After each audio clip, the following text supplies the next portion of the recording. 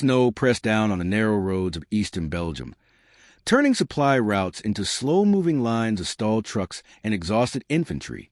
By mid-December 1944, Allied soldiers along the front sensed that something had shifted, even before the reports reached higher headquarters. German artillery struck with a coordination that had been absent for months. Units that had grown used to holding quiet sectors suddenly faced armored columns emerging from forests once thought impassable in winter.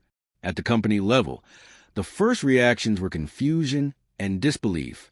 A sergeant from an infantry regiment near Losheim Gap looked down the road and said to no one in particular, "They're coming in strength." His platoon had been told this sector was thinly held by the enemy, suitable for rest and refit. That assumption collapsed within hours.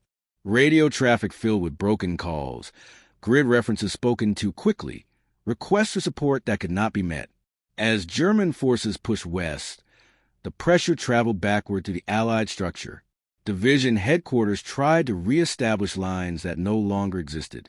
Corps staffs rewrote orders as soon as they were sent.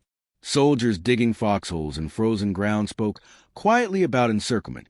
One private, wrapping his hands around a cup of lukewarm coffee, said, "This feels different from Normandy." No one argued. News moved unevenly, but one name began circulating among the ranks. Patton. Some said his army was turning north.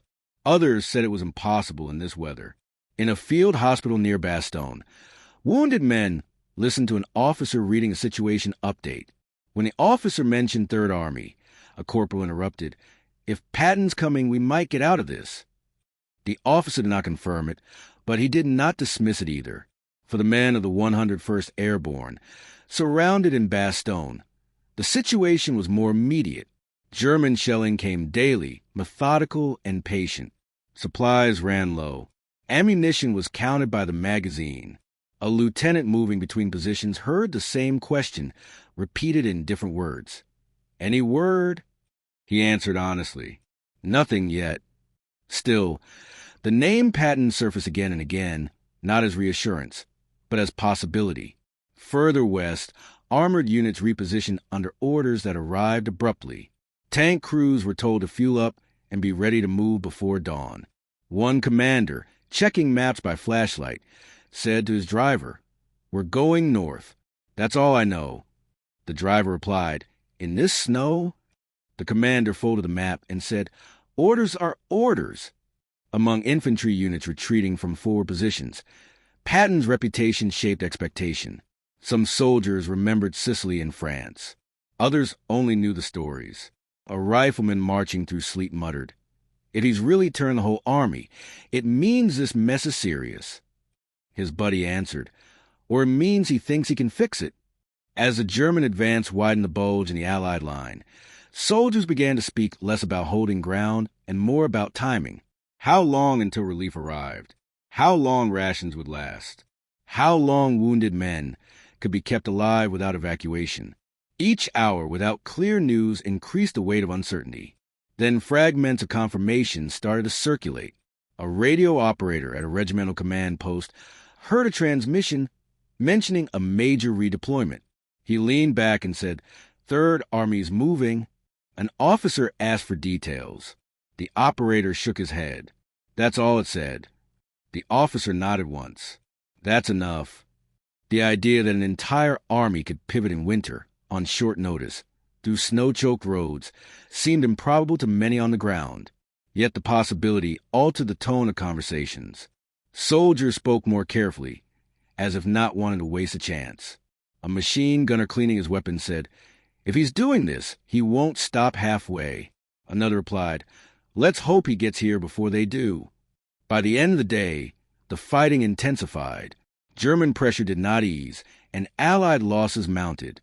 But beneath the exhaustion and cold, a subtle shift took hold. The situation was still dire, but it was no longer static. Something was moving toward them, unseen but anticipated. Night fell early, the sky heavy with clouds. In foxholes and command tents alike, soldiers waited. Some slept in brief intervals. Others stayed awake, listening for engines in the distance. The name Patton was no longer spoken casually. It carried weight now. Tied to roads not yet cleared and orders still unfolding, as the battle for Belgium pressed deeper into its most uncertain hours.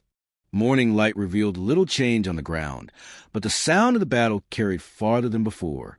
Artillery rolled across the hills in steady patterns, and the snow absorbed the shock in dull thuds. Units that had survived the first days of the German offensive now faced a sustained push. The enemy advanced with confidence, exploiting gaps and testing every road junction. Among Allied soldiers, talk of Patton shifted from speculation to calculation. A staff sergeant studying a captured map said, "If Third Army's coming from the south, they'll have to cut through this mess." Another answered, "He won't care. He never does." The words were not admiration or criticism. They were an assessment. In Bastogne, isolation hardened into routine. The 101st adjusted to scarcity with discipline learned in earlier campaigns. Runners replaced radios when signals failed. Medics rationed supplies with quiet efficiency. Between shell bursts, paratroopers spoke about relief as a matter of timing rather than hope. One trooper said, "They know we're here. They won't leave us." His squad leader replied, "They better hurry." Elsewhere along the front, German armor continued to probe westward, but resistance stiffened in pockets where units refused to break. Soldiers fighting delaying actions began to hear reports of American columns moving north at speed. A tanker whose unit had been ordered to hold a crossroads said to his gunner, "We just need to stay alive long enough." The gunner asked, "For what?" The tanker answered, "For Patton to show up." At higher levels, the strain filtered downward through orders that grew shorter and more direct. Movements were demanded overnight. Routes were reassigned mid-march. Engineers worked without pause to keep bridges passable. An infantry captain watching trucks grind through slush remarked, "Someone's pushing this hard." His executive officer said, "That someone doesn't like being late."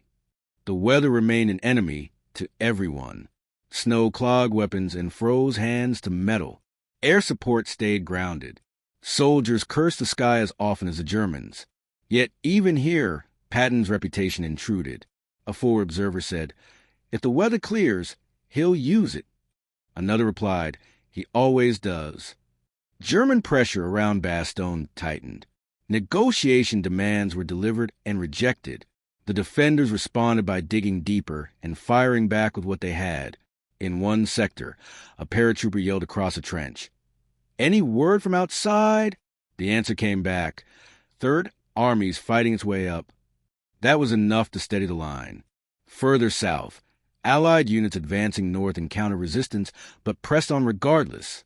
Soldiers marched past burning vehicles and abandoned equipment, evidence of earlier fighting.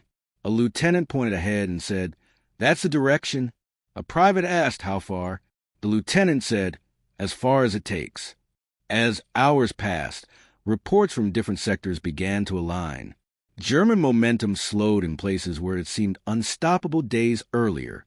The change was not dramatic, but it was measurable. Fewer breakthroughs, more stalled advances. Soldiers noticed. A corporal loading magazines said, "They don't look as confident." His friend answered, "Maybe they know something."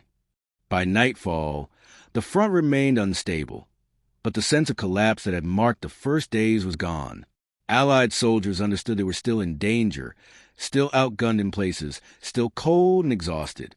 Yet the idea that the tide could turn no longer felt abstract. In command posts and foxholes alike, men waited for confirmation that movement would become contact, that orders issued in the south would soon be felt in the north.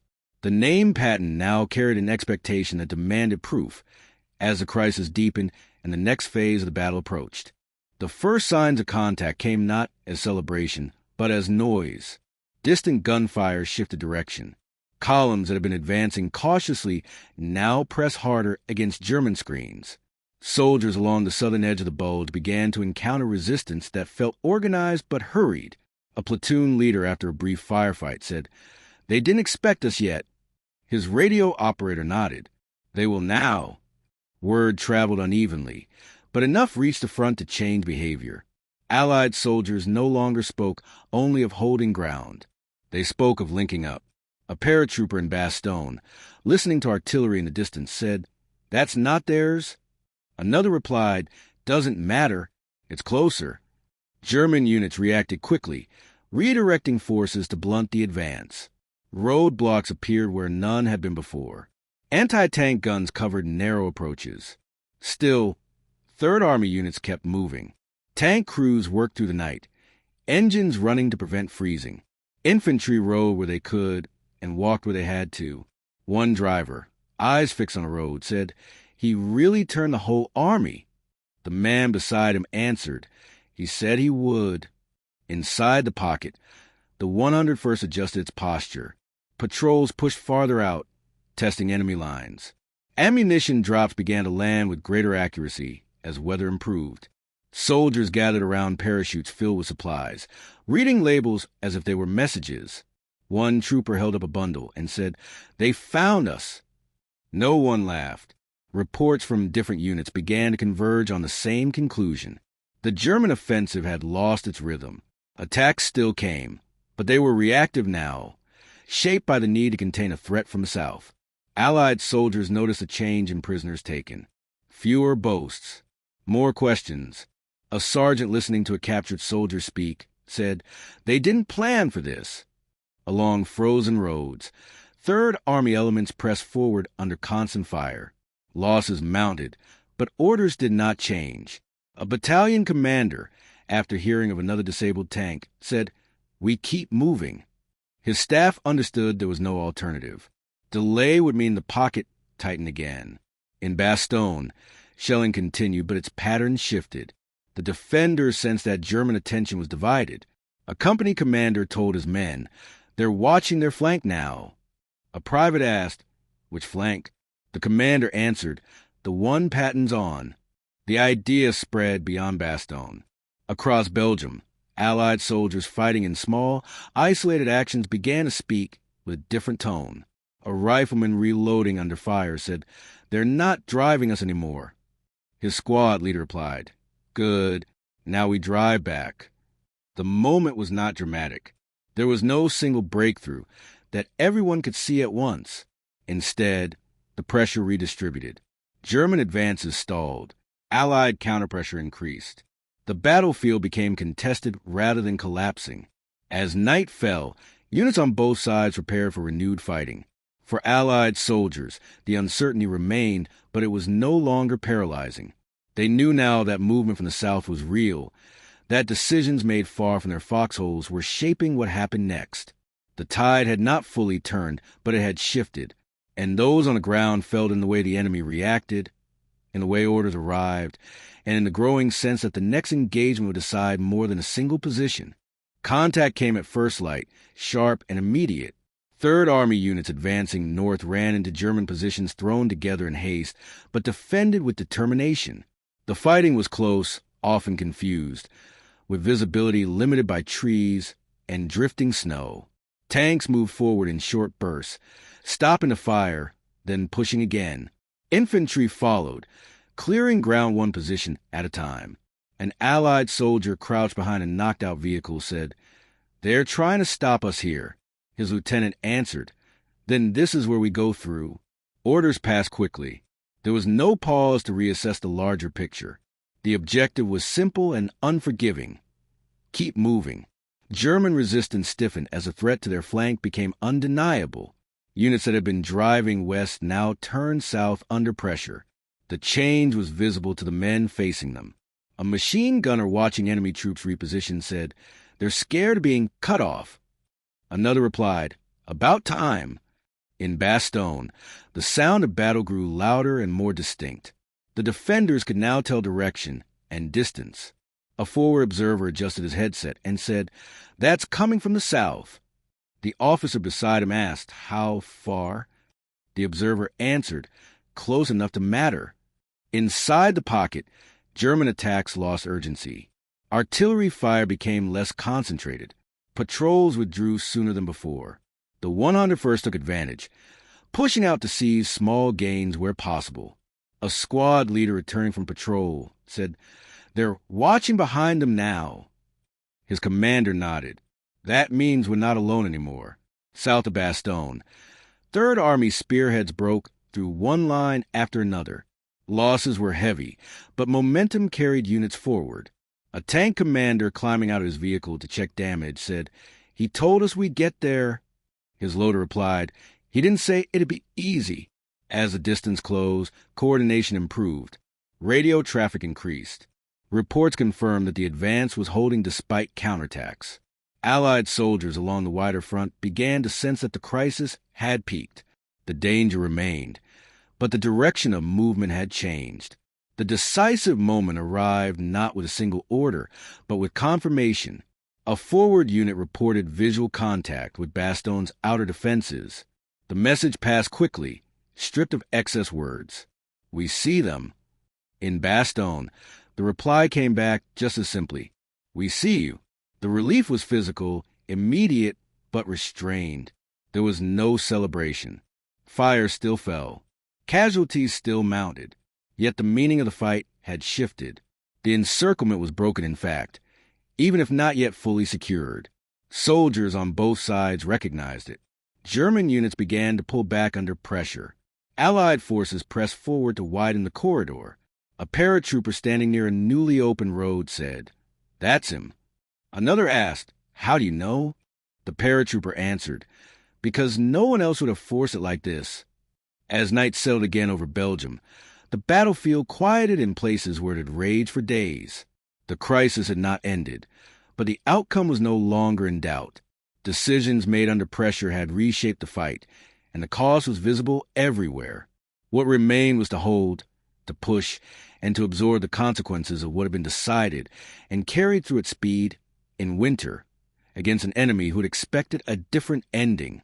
The days that followed confirmed what soldiers already understood on the ground. The corridor to Bastogne widened under steady pressure. Engineers cleared roads while infantry secured villages one by one. Armor moved forward with caution now, consolidating gains instead of forcing them. The urgency of survival gave way to the discipline of control. For the men of the 101st, relief did not mean rest. Positions were adjusted, lines extended, and wounded evacuated under fire. A paratrooper watching trucks roll and said, "Didn't think I'd ever be glad to see traffic." His officer answered, "Don't get used to it." The war had resumed its pace, but on different terms. Across the wider front in Belgium, Allied soldiers spoke openly about the moment the pressure shifted. Not in speeches, but in short exchanges. A rifleman cleaning his weapon said, "They almost had us." His friend replied, "Almost isn't enough." The words reflected a shared understanding of how close the outcome had come to changing. German forces withdrew to more defensible positions, their offensive broken. Prisoners spoke of missed opportunities and unexpected resistance. Allied soldiers listened without comment. They had seen the cost firsthand. Frozen ground marked with fresh graves made any sense of triumph measured and quiet. Patton's role became clear through its effects rather than proclamations.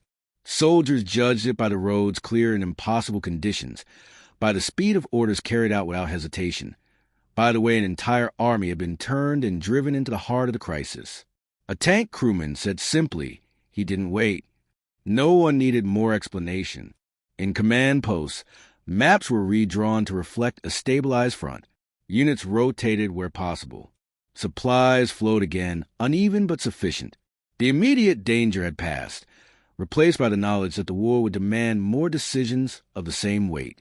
Among Allied soldiers, stories began to settle into memory. Not heroic speeches, but moments.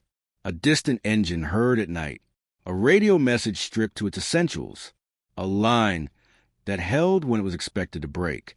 These were the details that endured. Belgium remained scarred by the fighting, its towns damaged and its forests torn apart. Winter still pressed down, indifferent to strategy or sacrifice. Yet the line now ran where Allied commanders intended, not where the enemy had forced it. Looking back, soldiers would say that the tide turned not in a single instant, but when movement replaced paralysis, when orders were acted on without delay, when risk was accepted because delay promised worse outcomes. What Allied soldiers said afterward reflected that understanding. He moved when it mattered. He didn't ask permission. He came. The crisis of the winter of 1944 did not end the war, but defined a moment when leadership under pressure reshaped its course. In the frozen fields of Belgium, that lesson remained long after the snow melted and the guns moved on.